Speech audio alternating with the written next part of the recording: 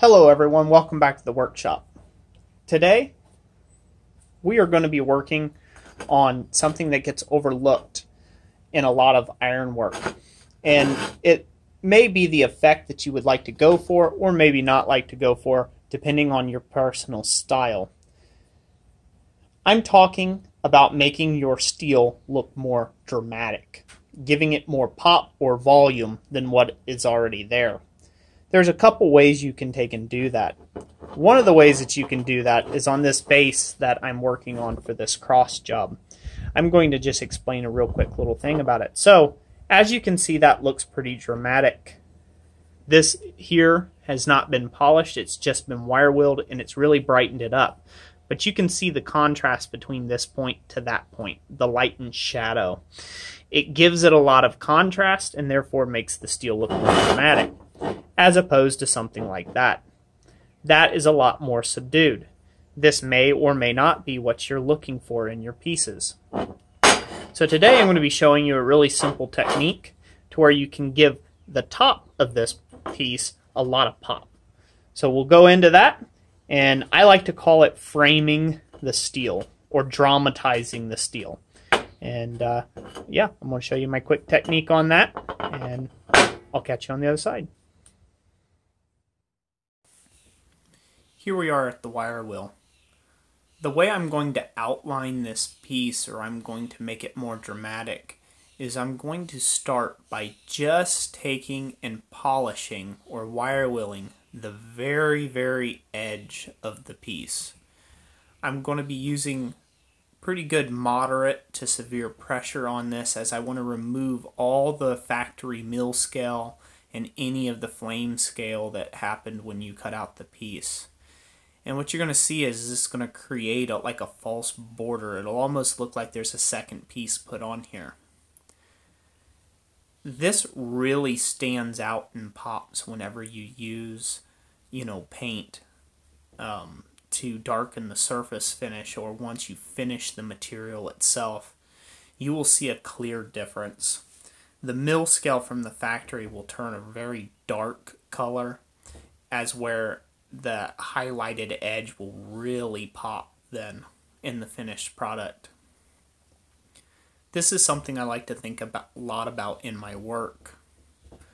In the work that I do, I find that most of the work in a piece is in the finish work, not in the actual forging process itself.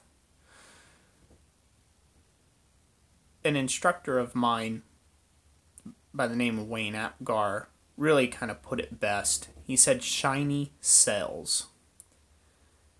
And what he meant by that is that there's a difference, a clear difference between a $20 piece and a $200 piece.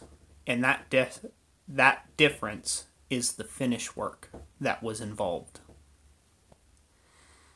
I could have left this raw and just left it plain and didn't try to take and highlight or do much else to it.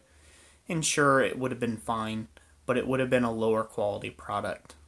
So just taking a few minutes to add some accents like this, to highlight textures, to, clean up the work a little bit, can mean all the difference in value. Not only to the customer, but to the way people perceive your ironwork. So that's it for that. I just wanted to take and show this a little bit of showing here. As you notice, I'm running on the wire wheel. I'm being very careful not to get my hands in the wire wheel. That's always a good thing. And I'm just shining up the faceplate just a little bit.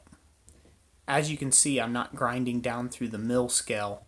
I'm just trying to take and clean it off a little bit of the rust patches you see.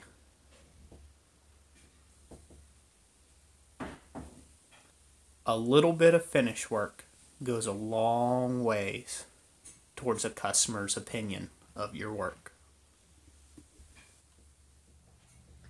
Okay everyone, so now you can see the desired result. If you look around that edge there, You can see how that gives just a little added dimension to what is otherwise just a flat steel plate that would not normally have interest. I also took and did a light wire wheel, not enough to remove the hard scale from the mill scale from the factory. I just wanted to take and highlight it a little bit, give it a little bit of a sheen. And that'll come into play later once I do the rest of this piece. But then I also polished up the edges on the wire wheel to, once again, make that really stand out and pop and give it visual interest. And then the bottom I just smoothed up because, you know, you just don't want any junk on bottom. You just want it to look like a clean piece when you get it done. Yeah, as you can see, that comes a long way from something that looks like this. Of course, you could probably do this. You might get by with that. There's a certain, I forget what the name of the genre is that they do, where everything's pretty much like rusted, and they like that kind of look, that industrialized look. I guess it would be considered industrialized look to it. Things are rusted, very mechanical looking, stuff of that nature. But to me, and for my styling, I like something that's a little more refined, even if you are doing a rough cut edge. Now, say you don't have say you do not have a torch, and like in the previous video where I torch cut this, this is also possible by peening. You can take something that's roughly a round disc, and then, you know, obviously use your imagination with a cross peen, and you kind of get the point. You can make a very interesting effect in that way. Slightly different, but another interesting effect. So anyways, I hope you all enjoyed this video. I hope I put enough information out there for you on this particular technique.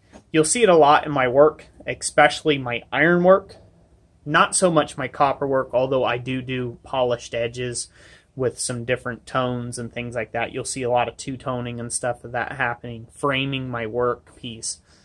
But this is a very easy way of taking something that's blah and turning it into, okay, that's interesting, and really drawing the eye to the subject matter at hand from a distance. So anyways, that's it for today. I hope you guys enjoyed this video. If you did, you know what to do with your thumbs. You can either give it that thumbs up or that thumbs down. Either way, I appreciate the feedback. And, you know, yeah, let me know what you think in this of this video in the comments section down below. And we will catch up with you all on the next one. God bless you all, and have a great day.